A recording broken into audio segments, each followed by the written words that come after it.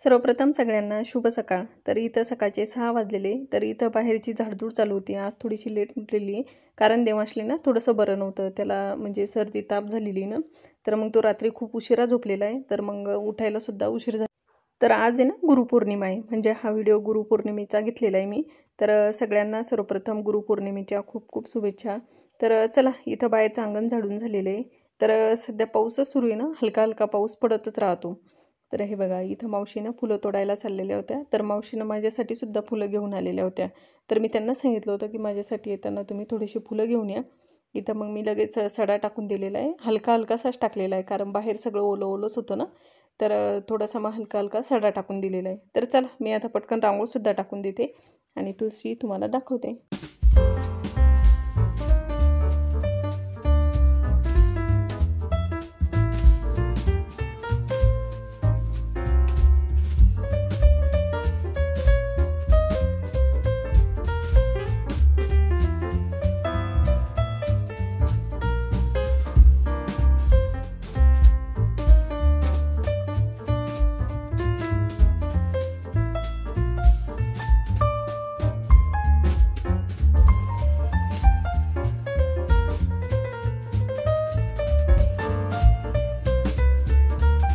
Hi hello, मी छाया, मी सर्वांचं स्वागत करते परत एका छानशा नवीन व्हिडिओमध्ये आणि मराठी यूट्यूब चॅनलवरती। सर्वप्रथम सगळ्यांना श्री स्वामी समर्थ, श्री स्वामी समर्थ, जय जय स्वामी समर्थ। सगळ्यांना आजचा दिवस छान आरोग्यदायी आनंदाचा जावा आणि तुमच्या मनातल्या सगळ्या इच्छा पूर्ण अशी स्वामीजींनी प्रार्थना करते आणि आजच्या व्हिडिओला सुरुवात करते। तर आज गुरुपौर्णिमा, तर माझ्याकडून सगळ्या यूट्यूब फॅमिलीला गुरुपौर्णिमेच्या खूप खूप शुभेच्छा। मला ज्यांच्याकडून खूप काही शिकायला भेटलं अशा गुरूंना मी नमन करून ह्या व्हिडिओला सुरुवात करते। तर मी स्वामींना ना गुरु मानलेलं आहे, म्हणजे मी गुरुपद घेतलेलं आहे स्वामींचं। तर आज मला स्वामींचा अभिषेक घालायचा आहे, पुरणपोळीचा नैवेद्य सुद्धा दाखवायचा आहे। अर्धा स्वयंपाक करून ठेवलेला आहे, अर्धा करायचा बाकी आहे। तसं मी तुम्हाला तसं दाखवतेच की काय काय स्वयंपाक बनवून ठेवलेला आहे। तर इथं उंबाट्याचं पूजन सुद्धा करायचं आहे आणि देवाची देवपूजाही करायची। तसं तुमच्यासोबत मी हळूहळू व्हिडिओमध्ये शेअर करणार। तर चला म्हणलं व्हिडिओला सुरुवात करूया। तर मी आज छान साडीसुद्धा घातलेली आहे येलो कलरची। मग व्हिडिओ कंटिन्यू बघा आणि व्हिडिओ जर तुम्हाला आवडला ना तर व्हिडिओला जरूर लाईक करा। तर चला मग। तर इथं काल घासून ठेवलेले भांडे ना, तर ते मी इथंच आणून ठेवलेले आणि ह्या फुलवाती दिसत आहेत तुम्हाला, तर ह्या सुद्धा तुपात भिजवायच्या आहे। इथं उंबाट्याचं पूजन करायचं आहे, तर त्याचं ताट मी इथं काढून ठेवलेलं आहे आणि इथं पंचामृत बनवून घ्यायचं आहे ना, तर त्याच्यासाठी इथं दही आणलेलं आहे आणि इथं हे कच्चं दूध आहे आणि इथं मला उंबाट्याला हळदीचं लेपन करायचं आहे ना, तर इथं हळद घेतलेली आहे। त्याच्यामध्ये थोडंसं मी गोमूत्र टाकून दिलेलं होतं, ते थोडंसं आता घट्टसर झालेलं आहे। याच्यामध्ये थोडंसं पाणी ॲड करते। तर चला मी आता पटकन आहे ना उंबाट्याचं पूजन करून घेते। तर चला मी आता पटकन आहे ना उंबाट्याचं पूजन करून घेते आणि इथं तुम्हाला दिसत असेल तर इथे आहे ना सकाळी फुलंसुद्धा तोडून ठेवलेले, मावशीने माझ्यासाठी थोडेसे फुलं तोडून आणलेले होते। तर चला मी आता पटकन आहे ना उंबाट्याचं पूजन करते आणि तुम्हाला पण दाखवते। तर चला मग।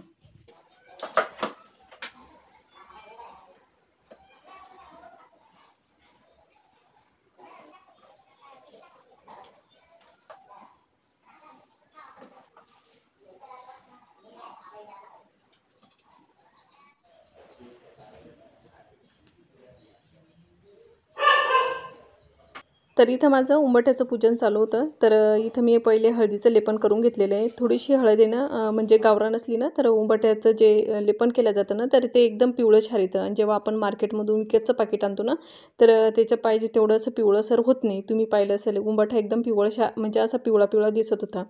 तर चला इथं माझं उंबाट्याचं पूजन करणं सुरू आहे आणि जास्त हायलाईट झालेली कमेंट म्हणजे ताई तुम्ही कुठं राहता? तर मी ना बुलढाणा जिल्ह्यामध्ये चिखली येथे राहते। इथे माझे मिस्टर सर्व्हिसला आहे आणि तसं आमचं गाव जे आहे ना ते मराठवाड्यामध्ये अजिंठ्याजवळ।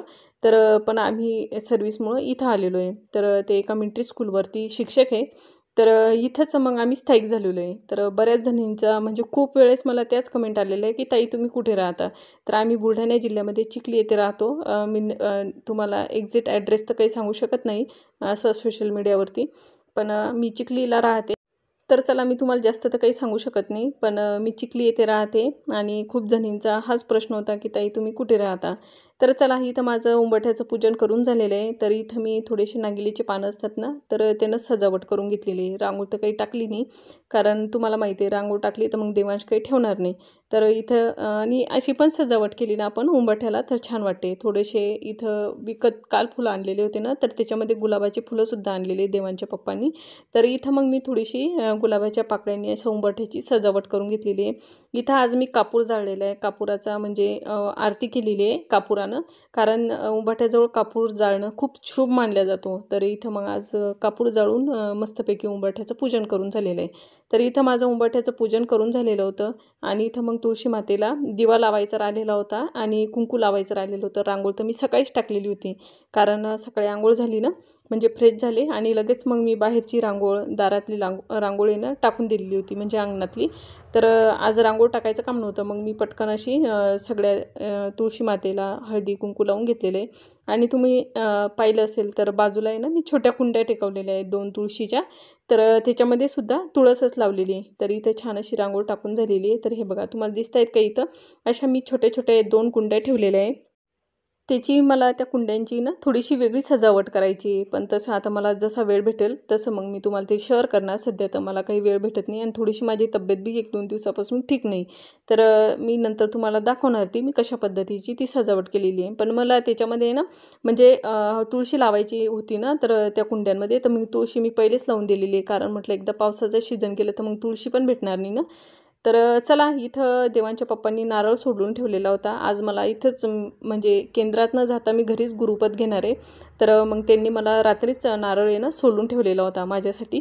तर चला इथं मला स्वामींचा अभिषेक घालायचा होता. तर इथं मी ताटामध्ये छान असा सजावट करून घेतलेली आहे स्वामींच्या अभिषेकासाठी. तर इथं पहिले पाण्यानं अभिषेक करून घेतलेला आहे. त्याच्यामध्ये थोड्याशा गुलाबाच्या पाकळ्यासुद्धा टाकलेल्या आहे आणि इथं मग माझा अभिषेक चालू होता. तर आज गुरुपौर्णिमानं तर मी स्वामींना म्हणजे आपल्या आयुष्यामध्ये आपण एकदा तरी येऊन गुरु करायला पाहिजे. म्हणजे आपण जी पूजापाती करतो ना, तर ती गुरुशिवाय अपूर्ण आहे. तर आपल्याला आयुष्यामध्ये येऊन गुरु करावाच लागतो. तर इथं मग मी स्वामींनाच गुरुपद घेतलेलं आहे, म्हणजे स्वामींचंच गुरुपद घेतलेलं आहे. जर आपल्याला स्वामींचं गुरुपद घ्यायचं असलं ना, तर आपल्याला केंद्रात जाऊन ते घ्यावं लागतं. तिथं आपल्याला म्हणजे डिटेल त्याची माहिती भेटते.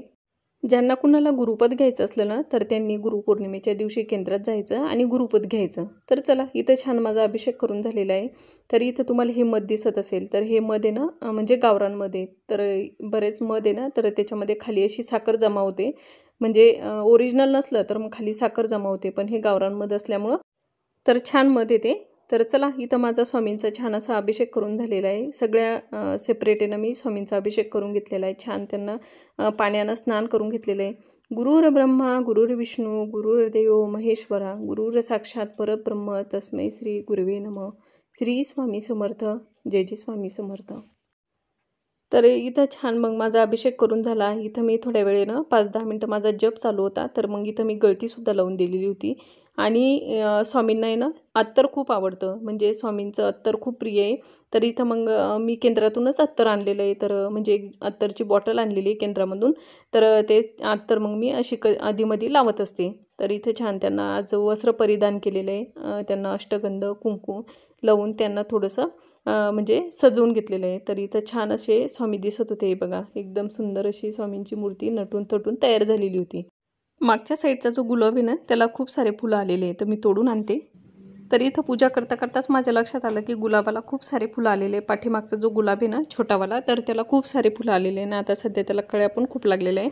मी त्याची ना पूर्ण कटिंग केली होती. तर आपण जर अशी गुलाबाची कटिंग करत राहिलं ना तर गुलाबाला म्हणजे नवीन पालवी फुटते आणि लवकर लवकर फुलं येतात. तर इथे जास्वंदाची कटिंग लावलेली होती ना, तर त्या कटिंगला पण छान पालवी फुटली आणि त्याला फुलं पण यायला लागली. तर चला हे बघा गुलाबाला खूप सारे अशी फुलं भेटलेले आहे. तर इथं मग मी घरात आले आणि आज स्वामींना आहे ना गुलाबाच्या फुलांनीच असं छान नटून थटून तयार केलेलं आहे. तर छान इथं अशी मी सजावट करून घेतलेली आहे गुलाबाच्या फुलांची.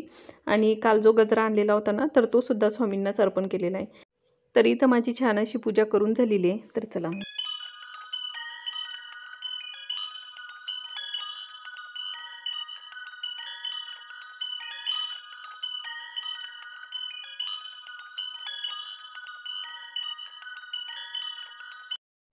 तर तर इथं मला गुरुपद घ्यायचं होतं। सर्वप्रथम काय करायचं, हातावरती थोडंसं पाणी घ्यायचं, तळ हातावरती, त्याच्यामध्ये हळदी कुंकू थोडेशा अक्षता टाकायच्या आणि ते पाणी एका तामणामध्ये सोडून द्यायचं, म्हणजे संकल्प घ्यायचा। आणि त्याच्यानंतर मग जो नारळ सोलून ठेवलेला होता ना, तर तो मी असा हातावरती घेतलेला आहे आणि ते नारळावरती आपली इच्छा प्रगट करायची आणि ते नारळ स्वामींच्या समोर ठेवायचं। पॉसिबल झालं त्याच्यावर एक गुलाबाचं फूल ठेवायचं। माझ्याकडं गुलाबाची फुलं संपली होती तर मी पाकळी ठेवलेली गुलाबाची। त्याच्यावरती हळदी कुंकू थोड्याशा अक्षता आणि त्याच्यावरती एक पैसा ठेवायचा आणि त्याच्यावरती सुपारी ठेवायची आणि गुरुपद घ्यायचं। आपल्या मनातील इच्छा स्वामींच्या समोर बोलायची आणि आपण स्वामींना गुरु मानून घ्यायचं। तर असं घरच्या घरी मी गुरुपद घेत असते। नाही केंद्रात जाणं झालं तर आपण घरच्या घरी गुरुपद घेऊ शकतो। स्वामींचा फोटो स्वामींची मूर्ती असली तर त्यांच्यासमोर आपण गुरुपद घेतलं तरी पण चालते। तर इथं वेळ पण होता आणि देवांशला यायला अजून बराच वेळ होता, म्हणजे 1.5-2 तास बाकी होते। बरोबर आता 10:30 वाजलेले होते। तर म्हटलं आपल्याकडे वेळ पण आहे, तर इथं मग मी स्वामी चरित्र सारामृत आहे ना, तर त्याचा मला पूर्ण अध्याय वाचायचे होते, म्हणजे पूर्ण पारायण करायचं होतं। तर म्हटलं चला खूप दिवसापासून करायचं आणि ते काही करणं होत नव्हतं। तर इथं माझं पूर्ण पारायण करून झालेलं आहे, ते काही जास्त मी शेअर केलं नाही। लगेच मग आरत्यासुद्धा करून घेतलेल्या आहे। नैवेद्य दाखवायचा बाकी होता, पण म्हटलं चला आरत्या करून घेऊ। तर इथं मग माझ्या आरत्यासुद्धा करून झालेल्या आहे। तर सोंड वक्र तुंड त्रिनयना दास रामाचा वट पावे सजना, संकष्टी पावावे निर्वाणी रक्षावे, श्रीवर गजवंत।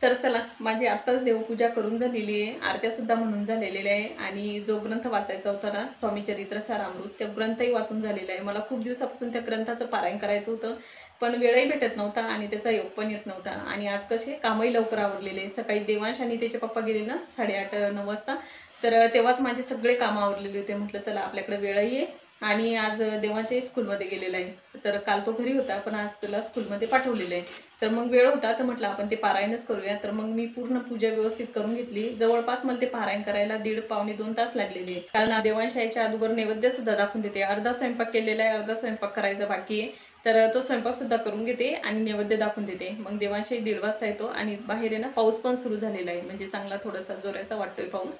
तर चला मी आता पटकन स्वयंपाक करते, नैवेद्य दाखवते आणि तुमच्यासोबत परत बोलते। तर चला तिला फोडणी देऊन दिली, याच्यामध्ये भात बनवून ठेवलेला आहे आणि इथं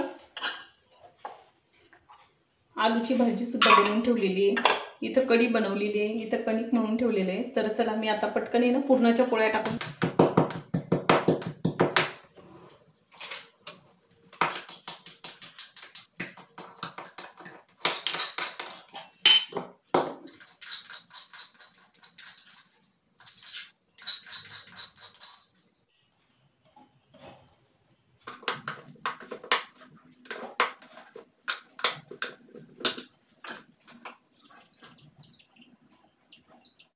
तर इथं मी एका साईडने ना भजे तळत होती आणि एका साईडने मग पोळ्या टाकायच्या होत्या पुरणाच्या। साधी पोळी तर मी सकाळीच टाकून ठेवलेली आहे 2 आणि इथं मग पुरणाच्याच पोळ्या करायच्या बाकी होत्या ना। आणि देवांशला खूप म्हणजे प्रचंड पुरणाची पोळी आवडती, तर तो पण मग आल्याच्या नंतर गरम गरम पुरणाची पोळी खाणार। तर इथं मग मी एका साईडने काय केलं, भजे तळे ठेवलेले होते आणि एका साईडने मग पुरणाची पोळी टाकत होती। आणि जे काल पुरण बनवून ठेवलेलं होतं ना, तर त्याचं पुरण एवढं छान झालेलं होतं, जी विकतची डाळ आणल्या जाते ना, तर त्या डाळीचं पुरणच छान होतं। तर इथं छान असं म्हणजे एक पोळीसुद्धा अशी फुटलेली नव्हती आणि पोळ्या पण आहे ना अशा टंब फुगलेल्या होत्या। तर इथं मग मी तूप लावून छान पोळ्या बनवून घेतलेल्या आहे आणि बाहेर आहे ना एकदम जोरजोराचा पाऊस सुरू झालेला होता। तर चला मी आता पटकन पोळ्या टाकून घेते आणि म्हणजे नैवेद्यसुद्धा दाखवून देते. इथं मी थोडेसेच भजे तळून घेतलेले आणि भज्याचं पीठ केव्हाचं भिजवून ठेवलेलं होतं ना, म्हणजे सकाळीच. तर त्याच्यामुळे ते असे खमंग झालेले होते भजे, एकदम असे ठिसूर आलेले होते, कारण ते पीठ जास्त वेळ भिजलं होतं ना. तर इथं मग एका साईडनं पोळ्यासुद्धा करून घेतलेल्या आहेत. तर हे बघा एकदम मस्त अशा पोळ्या झालेल्या आहे पुरणाच्या. तर चला मी आता पटकन आहे ना पुरणाच्या पोळ्या टाकून घेते आणि छान फुगत पण होत्या पुरणाच्या पोळ्या, म्हणजे माझ्याच्यानं पलटताना आहे ना तर अशा फुटत होत्या त्या. तर छान झालं होतं, पुरण पण छान झालं होतं आणि पोळ्या पण छान आल्या होत्या.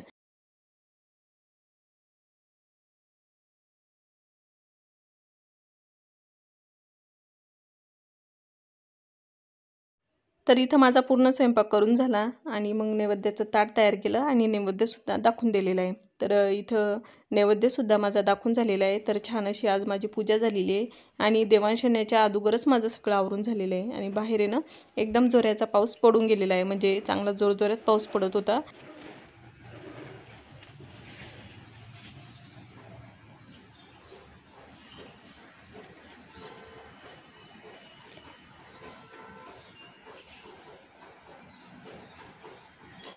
तर इथं समोरच्या ताईंनी ना कृष्ण कमळाचे फुलं दिलेले. माझी पूजा झालेली होती, तरी पण मग आता मी स्वामींना अर्पण करते.